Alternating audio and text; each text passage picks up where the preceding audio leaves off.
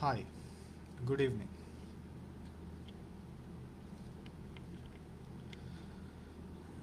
Today I would like to talk about how Mount Everest was scaled for the first time. I would like to give you a description and a detailed description of how Everest was scaled in 1953 on 29th May for the first time. Firstly, a group of people, majorly it was a British group of people who had come on an expedition to try and scale the Mount Everest for the first ever time. In this group, there were not only Britishers but also two New Zealanders, as well as a few people from a group who had who have origins from Tibet and live in the southern slopes of the Himalayas, called the Sherpas.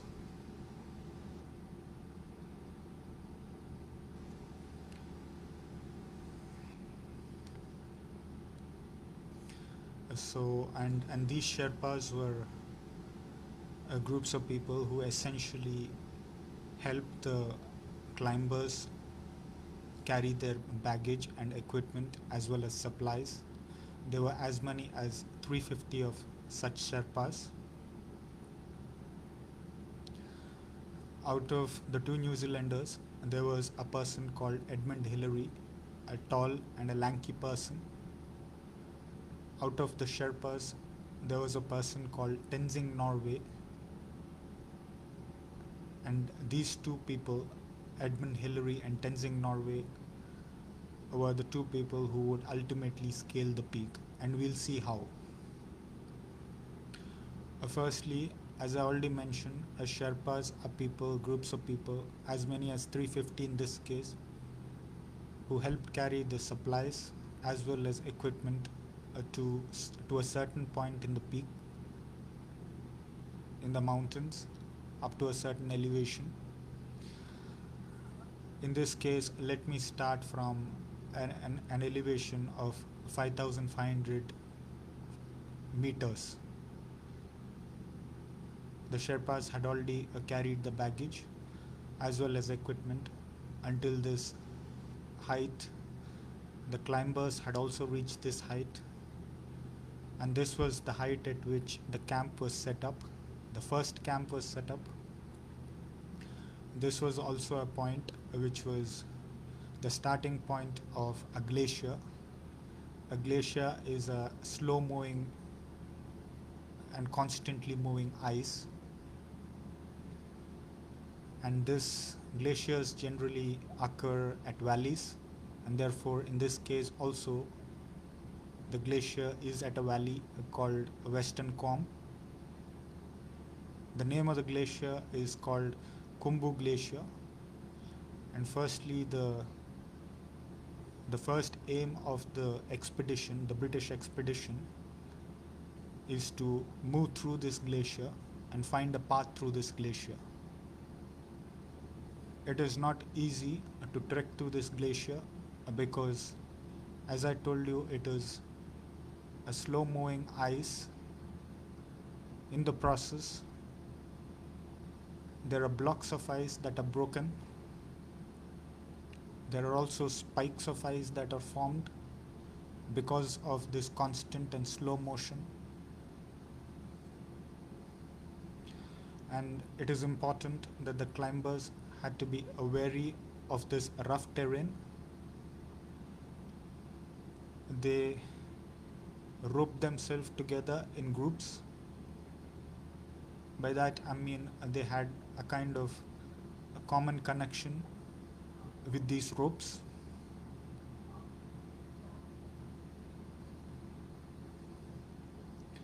Not only this, they also wore a certain kinds of shoes on which there were soles that were fixed. These were metal soles, steel soles, I mean on which there were spikes that were fixed. the metal spikes or steel spikes so as to grip the ice properly.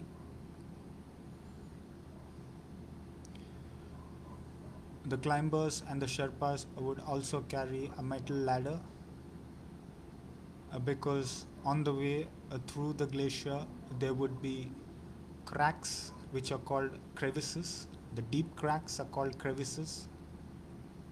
Sometimes they would be wide, at others they would be narrow. Sometimes they would be light, they would be bridges or made of ice and they would be natural. At others, it was important that there had to be a man made bridge, and that is the reason why the climbers and the Sherpas carried the light metal ladder. Sometimes the wide crevice would, the width of the crevice would outdo the length of the ladder, but it is only by an amount of an arm's length. While the expedition was taking place, on one occasion the group had crossed a wide crevice, a kind of a normal crevice or a wide crevice at another time. In this case, firstly, let me talk about a normal crevice, and they used the ladder. And the ladder swayed dangerously, but at the same time, the climbers had moved and reached the other end. On another occasion, there was a wider crevice. This time, once again, they had to use the ladder, and successfully reaching the other end of the crack gave them a lot of motivation and enthusiasm to continue with great vigor. One of the persons in the group who was kind of taken away by the success of these movements of this trek through the glacier was Edmund Hillary. He wanted to go back to the camp, the Camp 1, which was set up at the starting point of the glacier for a certain reason. He had hurried back to the camp. Tied to him was Tenzing Norway, the Sherpa. Since Edmund Hillary was tall and lanky, his quick movement forced Tenzing Norway to jog behind him. On one occasion, Edmund Hillary had to cross a narrow crevice or a deep crack. Because of the kind of success that the group had in passing through the crevices, Edmund Hillary thought that it was enough if it was possible for him to leap over it and still get away without getting injured or having a dangerous consequence. Accordingly, Edmund Hillary leapt over the narrow crack, but when he reached the other end of the crack, a small portion of the crack, or rather a large portion of the crack, got dismantled as he put his foot on that crack. There was a cracking sound followed by the movement of that block downwards. Edmund Hillary, along with it, was riding on that block, and the block was falling down to the deeper blue depths of the crack. But not Edmund Hillary, because he had managed himself to straighten his legs so that the spikes on his shoes held tight deep into the ice in the inner walls of the crack, and his upper body and shoulders were thrown away on the other side and fell on the other side of the walls of the wall of the crack. In a way, you could think of the state of Edmund Hillary similar to a human bridge. The block of ice that he had stepped on had fallen to the depth and had broken into small pieces. Edmund Hillary was helped by his colleague Tenzing Norway, as Tenzing Norway extended a rope to Edmund Hillary. Edmund Hillary used this rope, pulled himself up through the crack, and was safely near his companion. His companion Tenzin Norway had not given any expression and acted as if nothing dangerous had happened.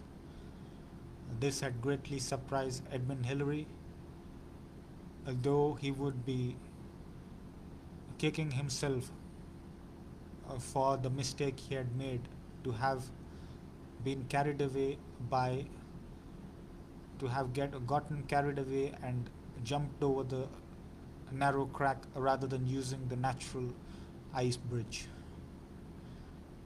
This was one incident that could have had a dangerous consequence. If we move forward, the entire group, after having cleared a path through the glacier, had come back to the base camp at Camp 1, or rather, not a base camp, it's just a camp, Camp 1, after 15 days. And now there were decisions to be taken by the leader of the expedition. He had to choose who is going to scale the peak ultimately. He had to choose a certain group of people who would do that. And he could not choose many people because as one went higher and higher, the air became thinner and thinner, and so did the oxygen. One could use oxygen tanks and strap these tanks on their backs and scale the peaks. But there were not enough tanks for everyone. Or rather, the oxygen was enough for just 2 attempts, and accordingly, the leader of the expedition selected a few people only who could try and scale the peak. He had divided the group into 2 teams, the people who would scale the peak. The first team consisted the leader himself, the John Hunt, 2 Sherpas, and 2 other people, Tom Bodilians and Charles Evans. The second team was led by Edmund Hillary and Tenzing Norway. The rest of the people had to carry the supply uh, to, to higher camps through the Kumbu Glacier and to some other higher camps. The rest of the people have done that. Ultimately, the first team, led by John Hunt, started their main climb towards the peak. The second team camped at a camp called Camp 7, and then from there they also started climbing, and they reached a higher camp at Camp 8. From this Camp 8, the second team observed that 2 members of the first team, were moving towards the peak, and they were ecstatic. The members of the second camp were pumped up that someone was reaching the peak. The 2 members who were heading towards the peak were Tom Bodilian and Charles Evans. But they quickly disappeared into the clouds that would cover these 2 climbers. After 2.5 hours, these 2 climbers returned to Camp 8 with ice and snow from the top of their head to their toes. They had not scaled the peak. They had missed it by 91 meters. It was because they did not have enough oxygen to reach the peak and return safely to the Camp 8. Now it was the turn of the second team to scale the peak. After 2 days, after the main two climbers, Tom Bordelian and Charles Evans, returned to the camp, the second team, headed by Tenzing Norway and Edmund Hillary, and three other members, headed to a higher elevation, to a higher point. The job of the three members was to carry equipment and supplies to the two main people, Edmund Hillary and Tenzing Norway, and leave them at a height of 8,500 meters above sea level. The three members had done this and left the two people at that particular height. Edmund Hillary and Tenzing Norway had been had had set up their tent at that height. It was night time and they went to sleep. The next day morning, it was very cold. They wore every piece of clothing that they had. At 6:30 a.m., they started the climb. The snow was loose and it was a dangerous climb, and they did realize it. But it was their determination to and want to reach the peak that had led them to keep moving forward. At 9:30 a.m., they reached a point where no one had ever reached in the past. It was not the peak of the mountain, but just a higher level that no one had ever reached. This was also a point when Tenzing Norway was grasping for breath. He was finding it difficult to breathe. When Edmund Hillary, the tall and lanky New Zealander, rushed to see what was the problem, he found out that some amount of ice got stuck inside the mask of Tenzing Norway, and this blocked the supply of oxygen to Norgay. Edmund Hillary had adjusted the tubes of oxygen that ensured that the ice was broken, and once again there was a supply of oxygen, and Norgay was able to breathe normally. The two people continued their climb. They would find many peaks in front of them. Every time they would find a peak, they would think that that was the main peak they would have to scale. But once they reached the peak that they had seen, there would be many more peaks which were actually hidden by the cloud and the mist of the mountains.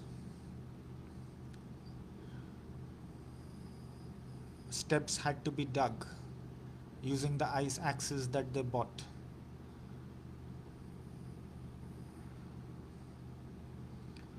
And they remember that they were also carrying oxygen cylinders strapped to their backs.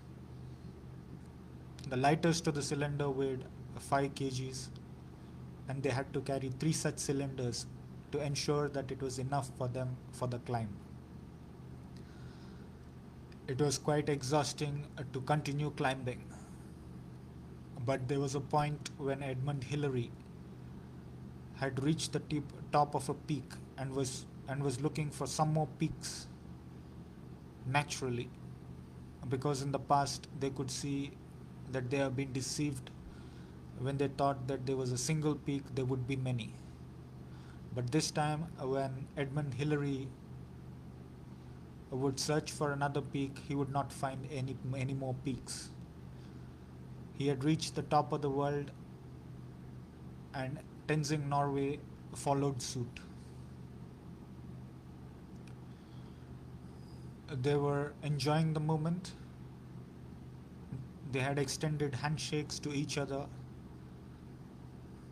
and they also knew that they could not stay there for long because of the limitation of the amount of supply of oxygen.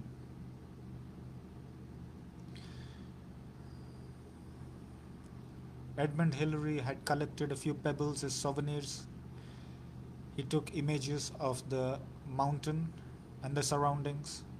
Tenzing Norway offered food to the gods of the mountain. He was a Buddhist, Tenzing Norway. And after that, they returned back to their camps and would be the world's most famous men. And before leaving, I would like to once again trace the path they followed from a height of 5,500 meters at the bottom, at the starting point of the Khumbu Glacier to the top of the peak. At, an, at a height of 5,500 meters above sea level, the glacier was flowing slowly and constantly through a valley called Western Combe. This valley was next to the Mount Everest, and beyond this valley there was a mountain that had to be scaled. And this mountain was also next to Mount Everest, and it was called Hotse Mountain. And beyond this mountain there was a ridge. By ridge I mean a long narrow hilltop from the mountain to the highest peak of the Everest. And the name of this ridge was South Col. And it is still South Col, I guess. And ultimately, one would find the peak after moving through this ridge. Hopefully, from this video, you were able to understand the problems that the trekkers would face. In this case, I've taken the extreme case of the highest peak of the world. They had to dig steps of ice with ice axes. They had to keep themselves together by being connected by ropes. They had to pass through narrow and wide deep cracks with the help of ladder, and if possible through a natural ice bridge. And they also had to ensure that they used spikes or fixed spikes onto the soles of their boots to ensure a better grip on the slow moving ice, the deep snow, the loose snow, and the shining, the wind, or rather one could call it a wind polished ice. Hopefully you found this video interesting. Thank you.